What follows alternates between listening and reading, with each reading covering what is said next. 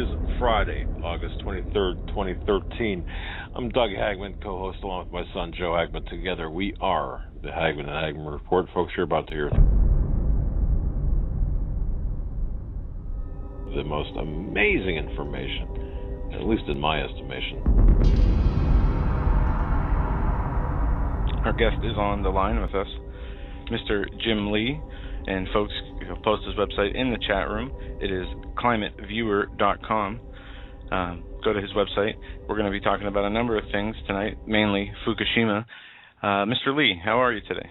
I am well. Thank you for having me. Absolutely. The pleasure is all ours. You had your finger on the pulse of what was going on in Fukushima as well as many other things. I'm going to turn it over to you and let you begin to tell us. Okay. Let's talk about it. This is the worst ecological disaster in the history of mankind, and why aren't we hearing a word about this? What's going on? When you're talking about something as large as the nuclear industry, with such a dirty, long history, very, very strict perception management techniques need to be applied because, A, there's a lot of fear associated with, mass releases. So, in this scenario, the government thinks that you're too stupid to take the information, deal with it properly, stay out of the rain, don't allow the radioactive fallout to get on you. And let me stop you there, because some people, now originally I thought, no, maybe this wasn't going to be that bad, but as I hear about stay out of the rain because this nuclear material, I mean, this is true, isn't it? The contaminant, this is bad. Patrick Penry has got the best article I've seen, and it's called Something Wicked This Way Comes, The Story of Plumegate, the World's Largest Provable Cover-Up. Love the title, Patrick.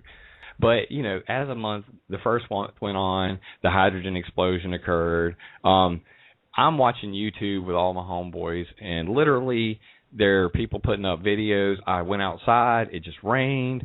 I collected this water. It's only a pure rain sample, and they're showing the Geiger counter over top of it, and it's going off. From what I understood, the EPA RadNet turned itself off or modified its numbers during that time. Patrick Penry and RadChick. If you go to Climate Viewer, you just click on radiation and then click nuclear, the pink and blue YouTube buttons. I tend to go to these people as experts, okay? But at the same time, when I go to them, I'm always wary that they could be confused or that they could, have gotten bad information. Well, let me ask this question right here, because we had someone who sent an email. Now, you've seen, I suspect you've seen the Fukushima radiation map in the Pacific. I'm not sure. Yeah, it might have had a NOAA insignia on it. Are you familiar with what I'm talking about? The one you're referring to is commonly mistaken. Okay. Now there are two different ones. I've seen 6 different models. Most of them are 3D, and maybe 3 different images that are floating around. Right. Now the ones that are by ASR Limited, those are legit. That was an actual model of cesium being spread across the ocean. The one you're probably referring to that shows the entire Pacific Ocean coated in a rainbow color. Correct. That's the one. What's the legitimacy on that one? That is a tsunami height map. Isn't that interesting? That is actually the wave height of the magnitude 9 earthquake that caused the meltdown. So the visual reference that you found, is it anywhere near? Does it look like anywhere near what that incorrectly referenced image? And folks, you know what I'm talking about. You know the map I'm talking about. Yeah. Yeah. Is there anything? Is it close to that, or no? The reality of the situation is this, and I'm just trying to be realistic here. A, we don't know what the total number, becquerels per liter were coming out, and we don't know what the chemical composition of those, how much of it was cesium, strontium, tritium, xenon. We don't know, okay? Too many variables. So first of all, we'll never know. Second of all, since we don't know the total numbers, and I mean, the last I heard it was like 300 million gallons per day were coming out of there. So who knows? But the bottom line is this. I want people to understand what cesium is, first of all. Okay. Cesium is cesium-137. It comes from the fuel rods. It is the most abundant leftover from a nuclear meltdown. It has a 30-year half-life.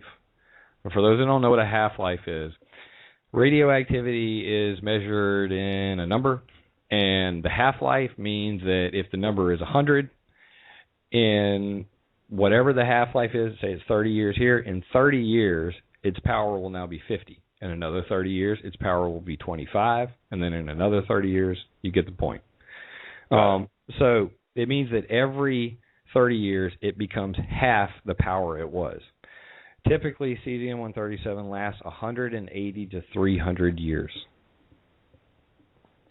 About my lifespan. Yeah. Well, unless we all become robots, but whatever.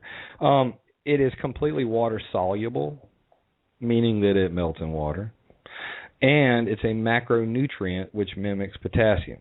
Now, macronutrient, what does that mean?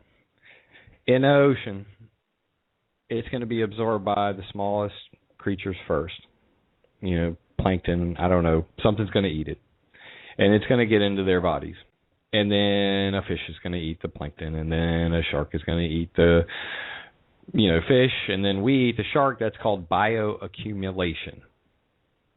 And what that means is it starts out at the smallest organisms, plants, corn, milk, meat, and as it goes up the food chain, it gets thicker and thicker and thicker. An example of this in the past is DDT. Go look it up. Cesium does the same thing. So whereas there's not going to be a lot of death at first, it is deposited all over America. At least most of the left coast is coated in it. I've heard some horror stories, but I'm not gonna use speculation on air. But the bottom line is it's going to be there for a very long time. If it is truly there, and I mean, by everybody's radiation meters, and by the models that I've seen, Nilo. I've got all the links on my article. You can go look at it. It's on Climate Viewer. Click on the radiation monitor. You can see all the details there of these different models that were done, and they all point towards, the president lied to us. Sorry, Obama. There was a reason to be concerned. In the Chernobyl accident back in the 80s, they issued, warnings to stay out of the rain in Oregon. Okay? And Chernobyl was way further inland than Japan. Right, and a lot less troublesome, or a lot less of a disaster. Is that a true statement? A lot less of a disaster than Fukushima? I've heard it both ways at this point, but it's completely speculation. Nobody. The bottom line is this: in a perception management world, you've got a $1 trillion industry. Okay, you've got the world's largest discussion, climate change going on, and they're trying to spin nuclear fuel as green energy. And then I hear them, saying this stuff about got to have more nukes and got to drill some more. And I've seen the dirty side of these industries. That's what Climate Viewer is about. I cover the things that nobody wants to talk about, like the Bayou Corn sinkhole. Things where communities were destroyed because of industry that did not care how much it polluted the ground. If anybody's seen the Lorax, I'm Jim Lee and I speak for the trees.